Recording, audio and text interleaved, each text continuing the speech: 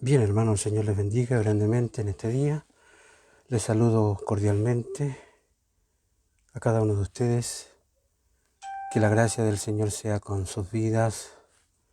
Que el Dios Todopoderoso, hermanos, pueda bendecirnos en este día. Aquí estamos, hermanos, a la luz de las Escrituras.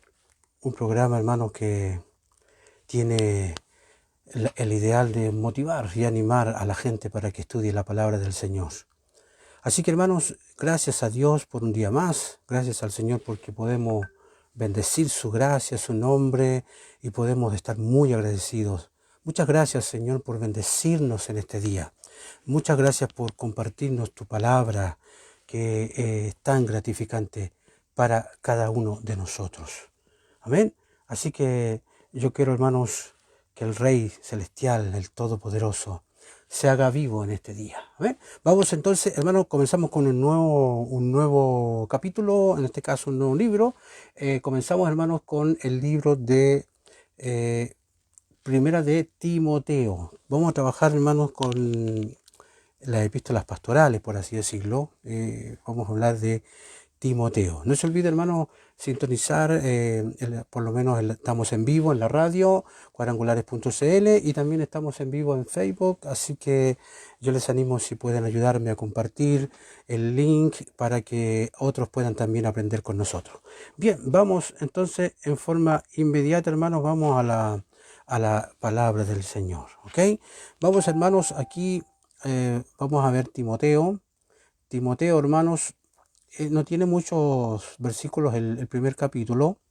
De hecho dice: yo, Pablo, apóstol de Cristo Jesús, nombrado por mandato de Dios, nuestro Salvador, y de Cristo Jesús, que nos da esperanza, le escribo esta carta a Timoteo, mi verdadero hijo en la fe. Que Dios Padre y Cristo Jesús, nuestro Señor, te den gracia, misericordia y paz. También está una advertencia contra la falsa enseñanza. Dice: cuando partí hacia Macedonia, te rogué que te quedaras ahí en Éfeso y que frenaras a esas personas, cuyas enseñanzas son contrarias a la verdad.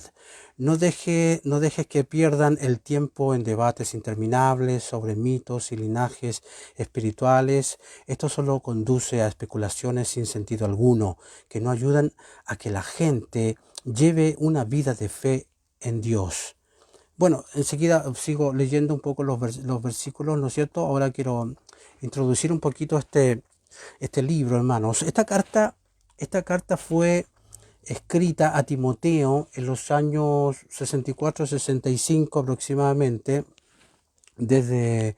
después, en este caso, del primer encarcelamiento de Pablo en Roma.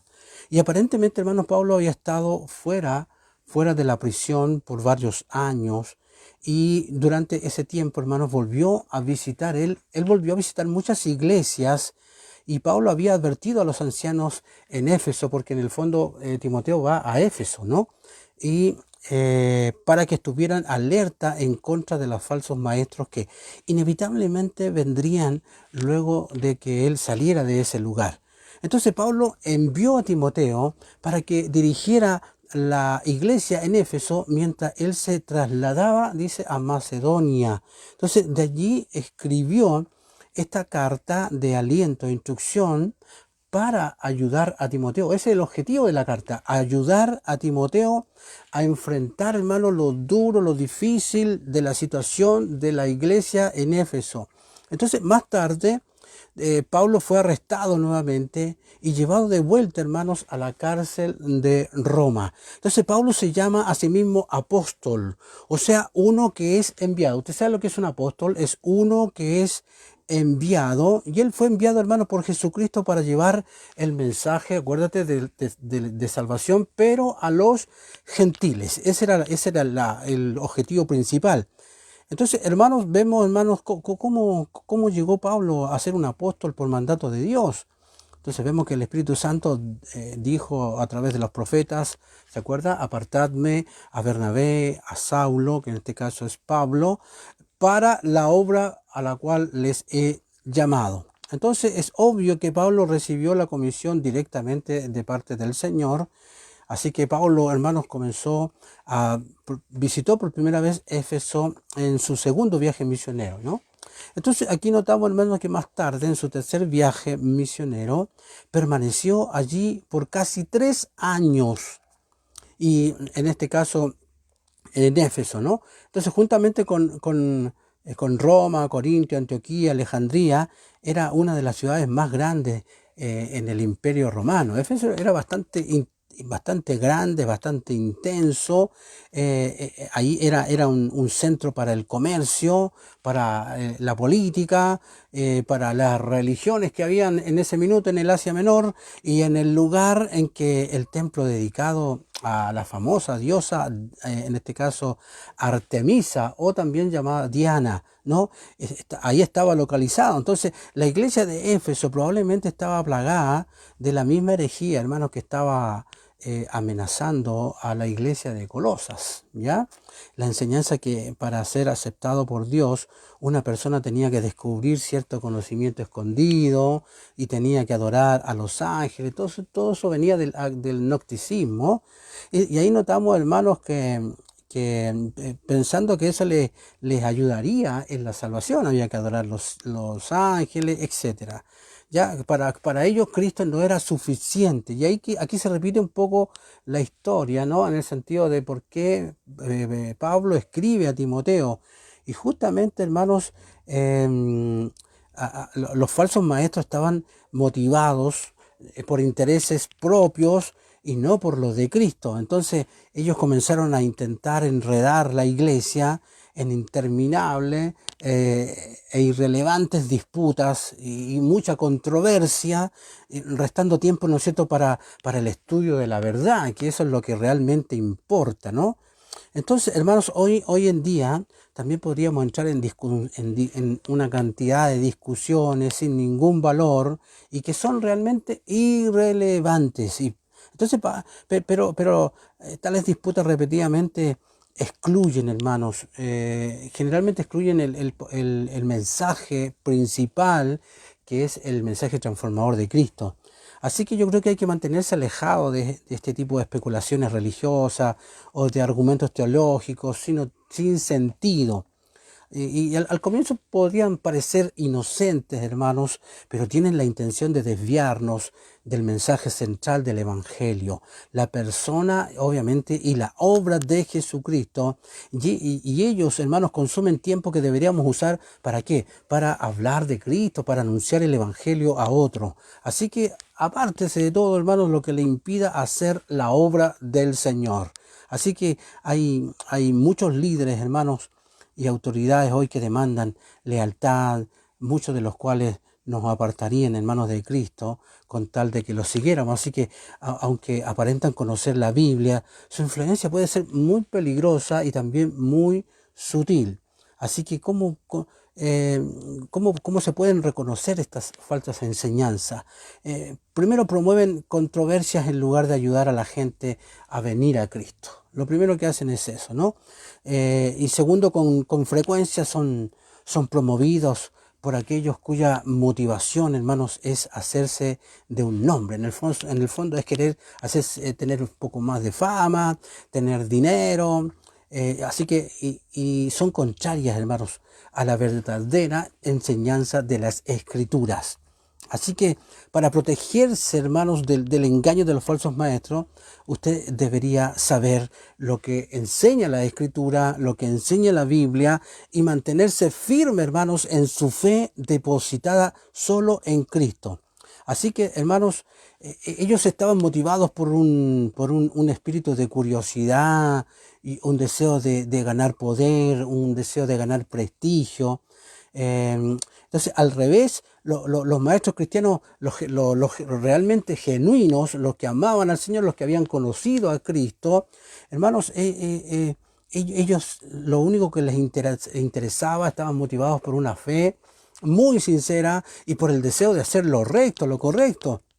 Así que puede ser muy excitante quizás impresionar a la gente con nuestro gran conocimiento, digo yo entre comillas, ¿no? Pero un gran prestigio basado en la falsedad, en el fondo, es el fin en este caso al fin y al cabo es algo vacío.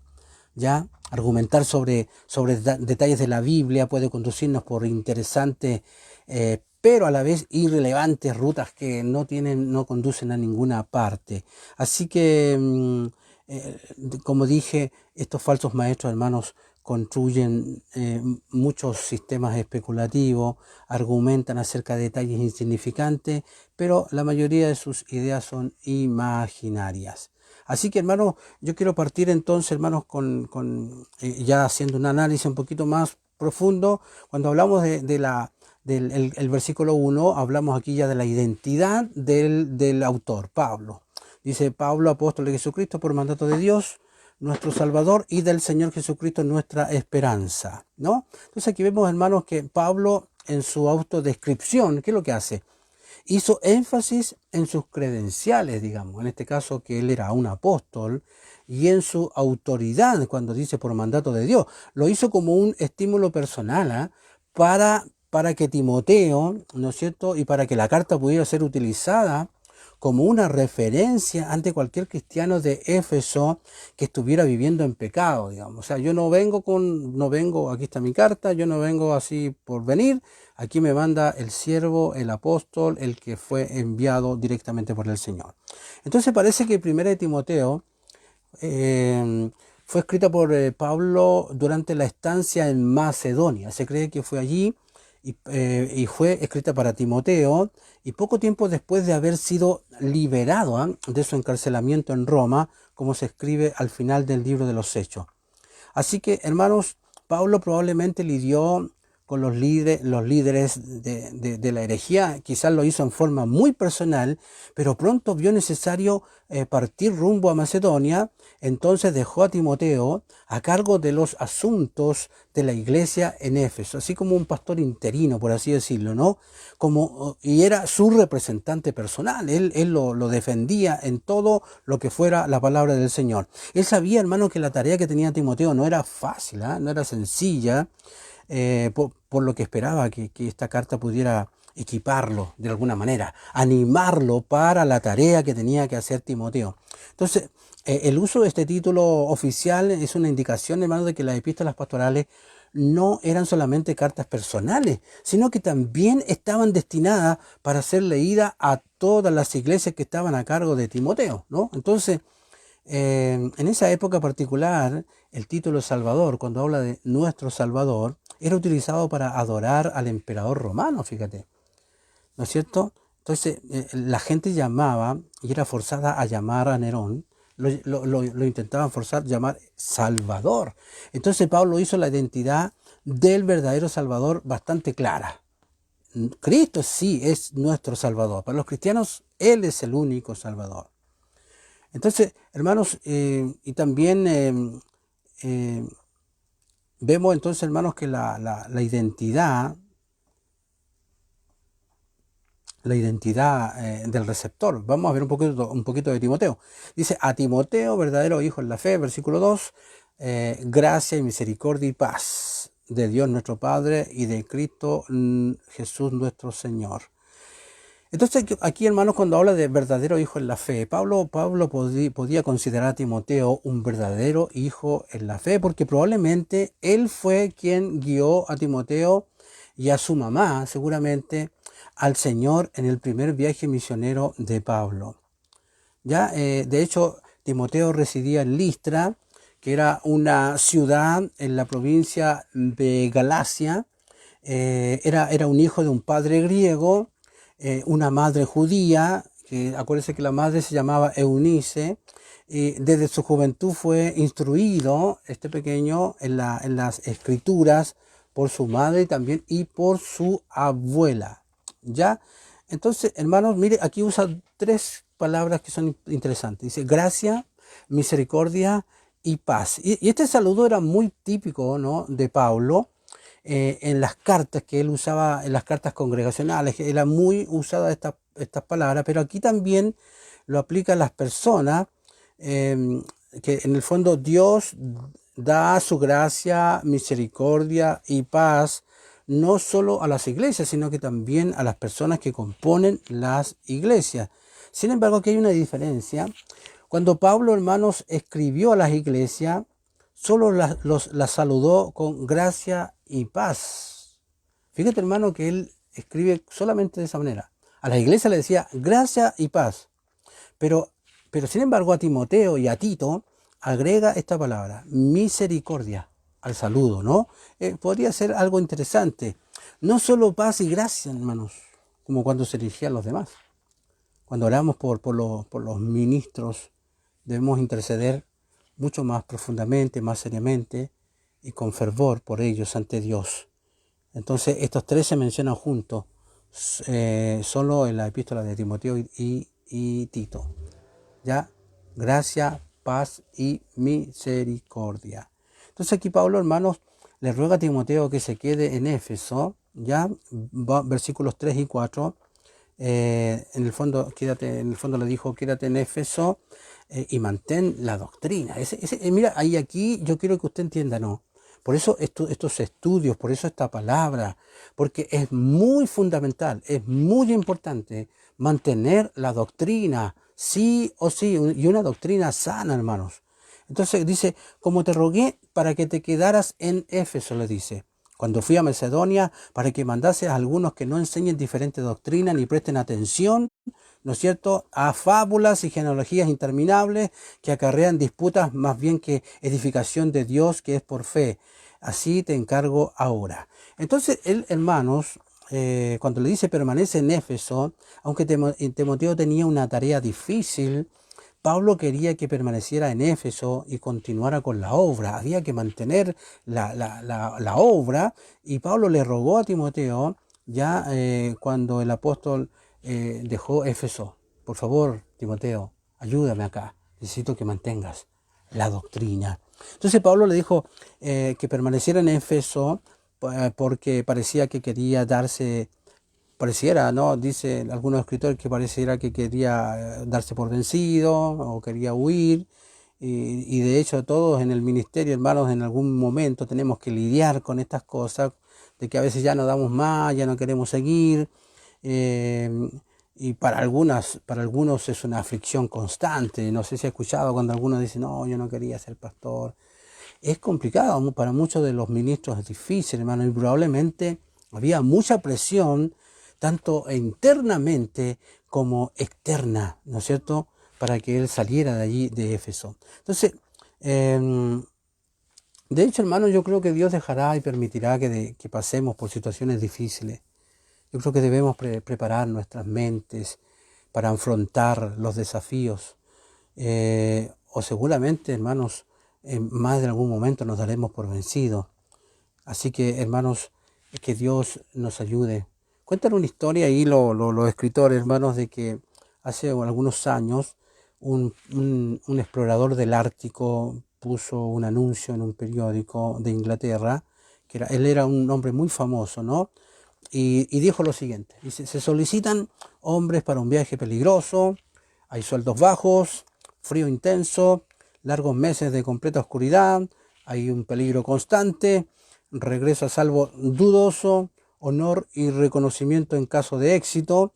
Pero fíjate, hermano, que miles de hombres respondieron al llamado, ¿ya? Porque estaban dispuestos a aceptar el trabajo difícil al ser llamados, hermanos, por un líder, por un gran líder. Por eso que yo creo que necesitamos grandes líderes que estén completamente, hermanos, amantes del Señor, dedicados a la obra, que Dios nos ayude nosotros a ser ejemplos para que otros, a pesar de lo duro y difícil que es, los otros quieran continuar y quieran avanzar, hermanos. El enemigo no se duerme. El enemigo intenta hacer por todo lo posible que nosotros abandonemos. Pero ahí estamos. Muchos hombres de Dios, ahí están en la brecha, por así decirlo, ¿no? Entonces, hermanos, dice, para que mandases a algunos que no enseñen diferente doctrina. Entonces Pablo dejó a Timoteo. ¿Cuál era la tarea? La tarea era importante por hacer, haciendo aún mucho más importante que permaneciera en Éfeso. Entonces el trabajo era asegurarse de que en Éfeso se enseñase la doctrina correcta. Entonces Pablo dejó a los cristianos de Éfeso con un determinado conjunto de enseñanzas, las cuales él había recibido de Jesús y del Antiguo Testamento, y él se preocupaba porque Timoteo hiciera todo lo que estuviera a su alcance, todo lo posible por asegurarse de que los efesios continuaran manteniéndose en la doctrina correcta. Entonces Pablo hizo esto porque la doctrina, como dije, es de vital importancia para Dios. Hoy lo que uno cree es su doctrina y tiene muy poca importancia para la mayoría de la gente. De hecho, el espíritu de la era moderna también ha ido influenciando fuertemente, hermanos, a los cristianos. Y de hecho vivimos en una época muy dura, muy difícil, donde se escucha la pregunta de Pilato, hermanos.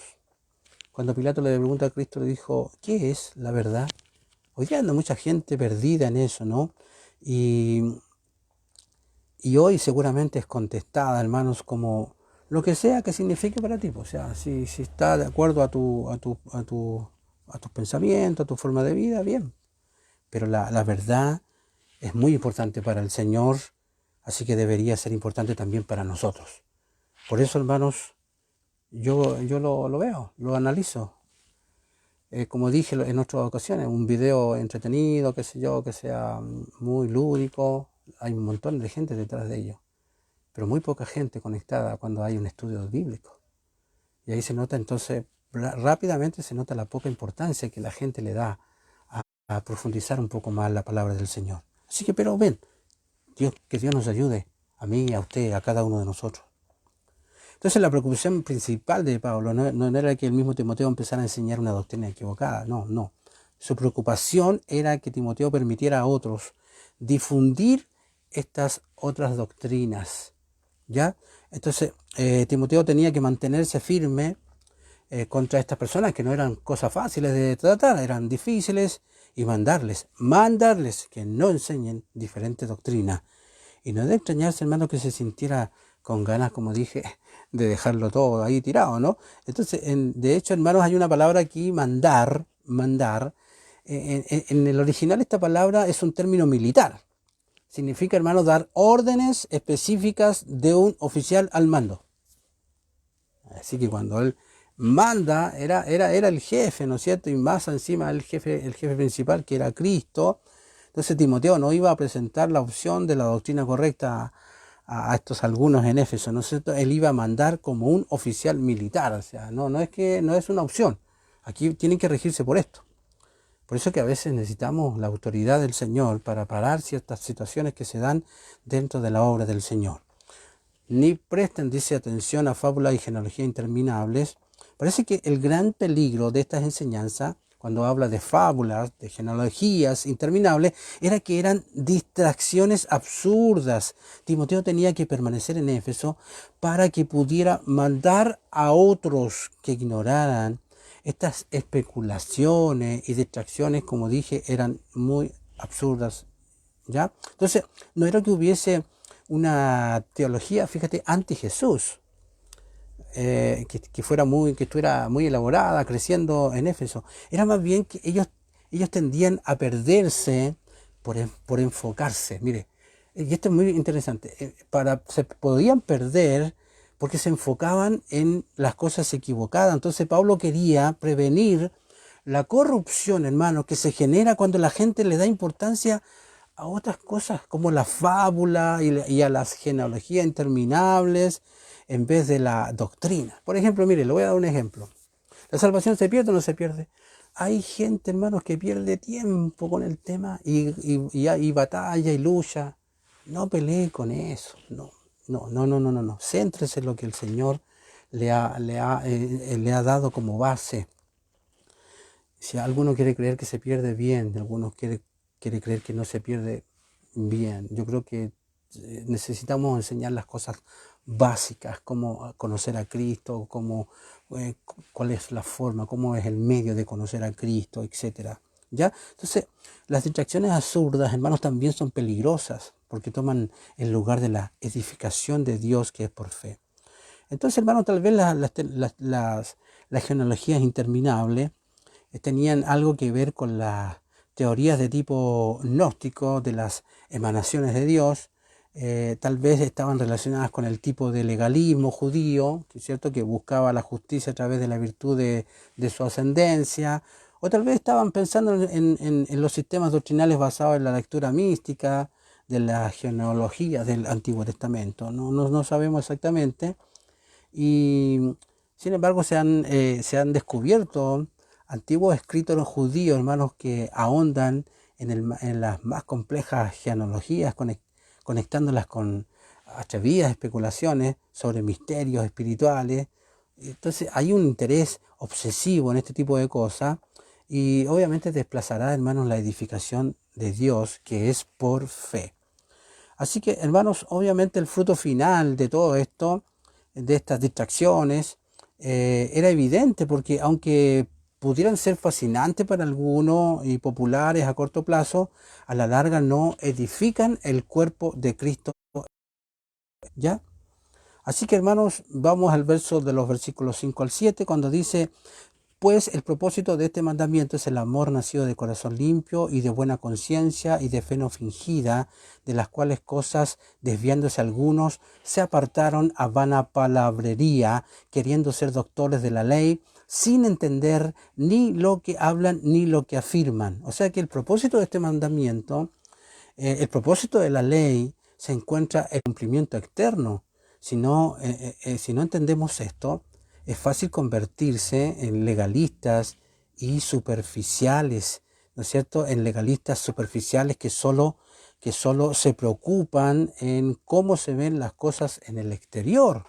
Entonces, hermano, es interesante, hermano, porque cuando él dice amor nacido de corazón limpio, esto sugiere la idea de que el problema en Éfeso venía con la línea legalista, así como de tipo judío.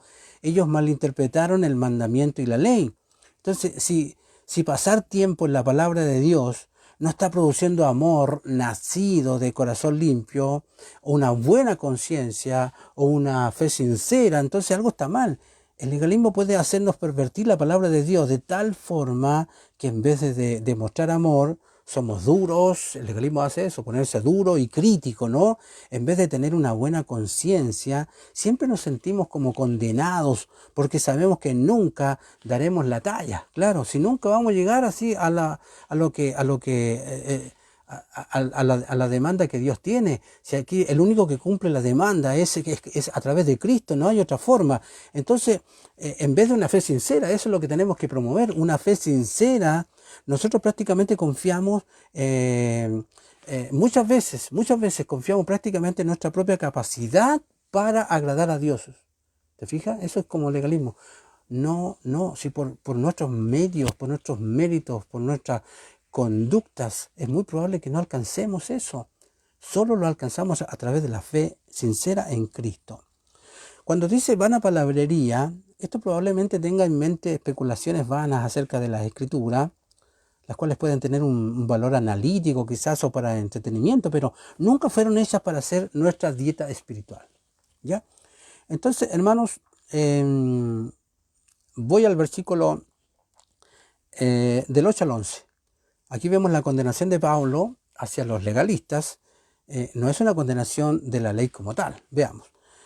Pero sabemos que la ley es buena si uno la usa legítimamente, conociendo esto, que la ley no fue dada para el justo, sino para los transgresores y los desobedientes, para los impíos y para los pecadores, para los irreverentes, para los profanos, para los parricidas, para los matricidas, para los homicidas, para los fornicarios, para los sodomitas, para los secuestradores, para los mentirosos y los perjuros, y para cuanto se oponga a la sana doctrina, según el glorioso evangelio del Dios bendito, que a mí me ha sido encomendado. Entonces, pero aquí sabemos, hermanos, que la ley es buena si uno la usa legítimamente.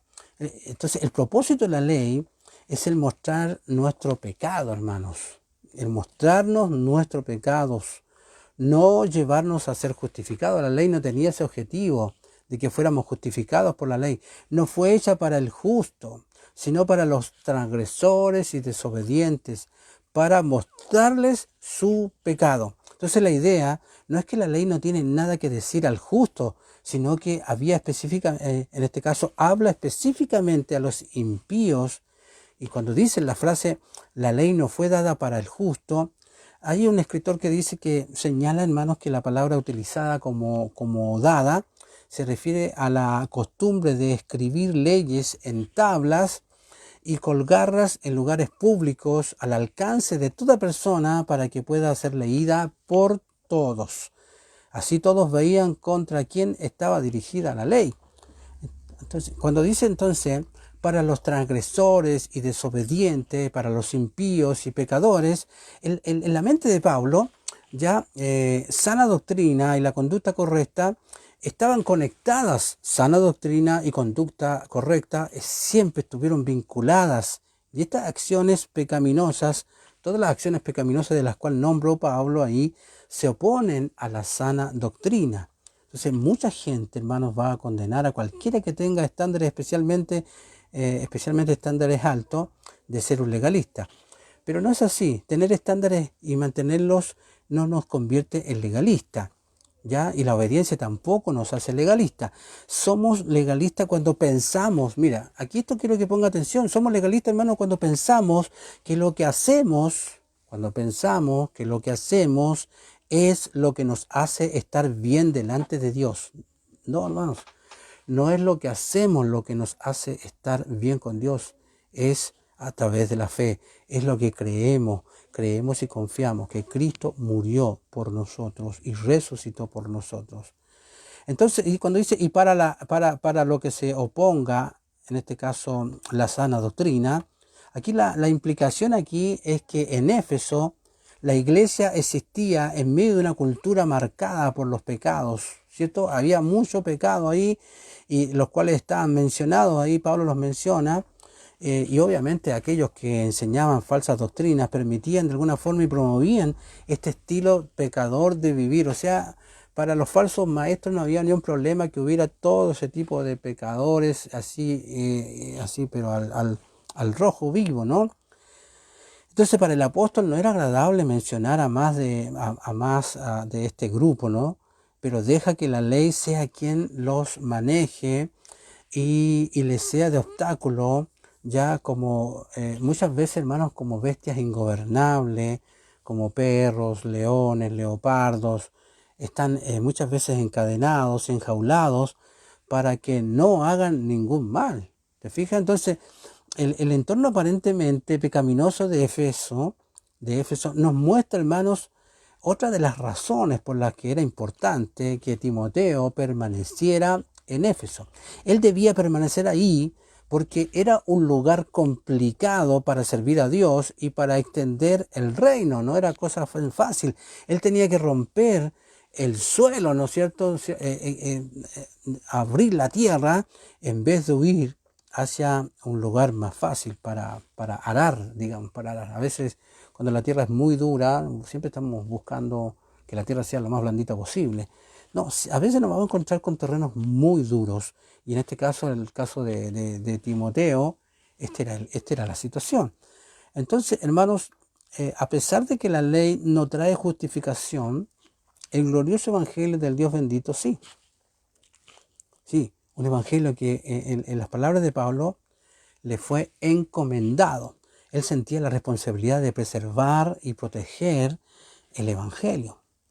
Entonces, hermanos, aquí ya notamos, hermanos, cómo las experiencias personales de Pablo con el evangelio, cuando él dice, doy gracias al que me fortaleció, a Cristo Jesús nuestro Señor, porque me tuvo por fiel poniéndome en el ministerio, habiendo yo sido antes blasfemo, perseguidor e injuriador, mas fui recibido a misericordia, porque lo hice por ignorancia, en incredulidad, pero la gracia de nuestro Señor fue más abundante con la fe y el amor que es en Cristo Jesús. Entonces Pablo fue confiado con el evangelio porque Jesús fortaleció a Pablo.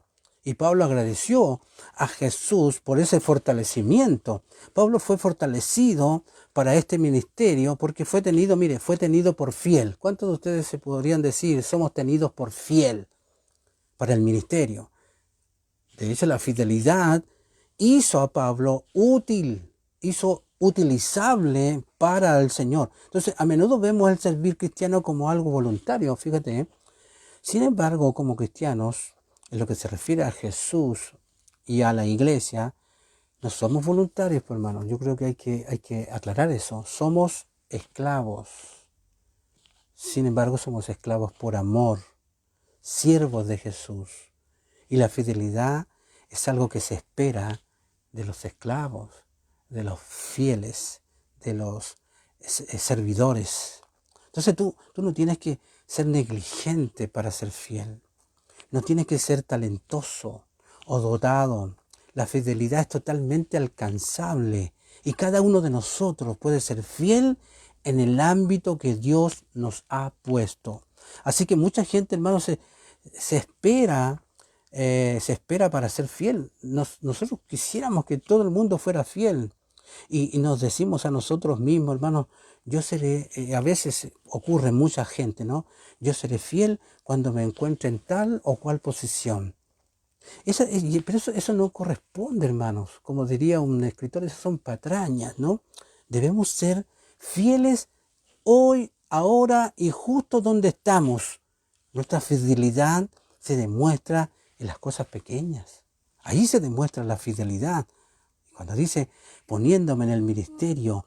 ¿Ministerio qué significa? Servicio. Ministerio es servicio. En el lenguaje original del Nuevo Testamento no había nada elevado o espiritual acerca de esta palabra. Solo significaba trabajar duro y servir. Sin embargo, para este ex blasfemador, que en este caso era Pablo, y perseguidor del pueblo de Dios, esto era un gran honor, ¿ya?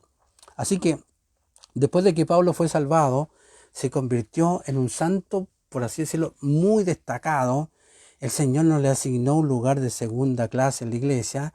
Él había sido el principal de los pecadores, pero sin embargo su Señor nos dijo, yo te salvé, pero siempre te recordaré tu maldad, de dónde te saqué, o para tus desventajas. No así, hermanos. Él le contó, a Pablo le contó como fiel, poniéndolo en el ministerio y en el apostolado, para que no fuera considerado inferior de los más importantes de los apóstoles. Así que, hermano, no hay razón por la que si usted ha ido muy lejos en el pecado, o muchos de los que no conocen al Señor caen en mucho pecado, no deba llegar igualmente lejos en ser útil para nuestro Señor. Así que, hermanos, que Dios nos ayude. El pasado de Pablo no lo descalificaba para servir a Dios. La gracia y la misericordia de Dios fueron suficientes, hermanos, para cubrir su pasado. Y nosotros nunca debiéramos sentir que nuestro pasado nos incapacita para ser utilizados por Dios. Entonces, con estas palabras, Pablo le dio a Timoteo otra razón para permanecer en Éfeso. Y es probable, hermano, que Timoteo quisiera dejar Éfeso, ¿ya? Y su ministerio ahí, porque se sentía indigno seguramente, o se sentía incapaz para la obra. Pero estas palabras de Pablo restablecen, ¿qué cosa? La confianza de Timoteo. Si hay alguien, hermanos, que no deba ser digno de ser tomado en cuenta, ese, decía Pablo, ese debo ser yo. Sin embargo, Dios encontró la manera de usarme, decía. Dios, sin embargo, me usó.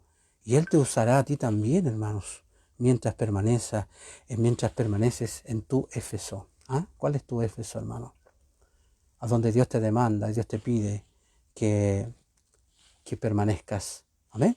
Hermanos, sigo mañana en la segunda parte, porque creo que hay que aprovechar el capítulo por capítulo, verso por verso, e intentar aprovecharlo. Que Dios nos hable, que Dios nos dé bendición, hermanos. Así que es un placer, un saludo poder contar con ustedes. No se olvide, hermanos, no se olvide promover esta enseñanza. Dios les bendiga y termino con Facebook.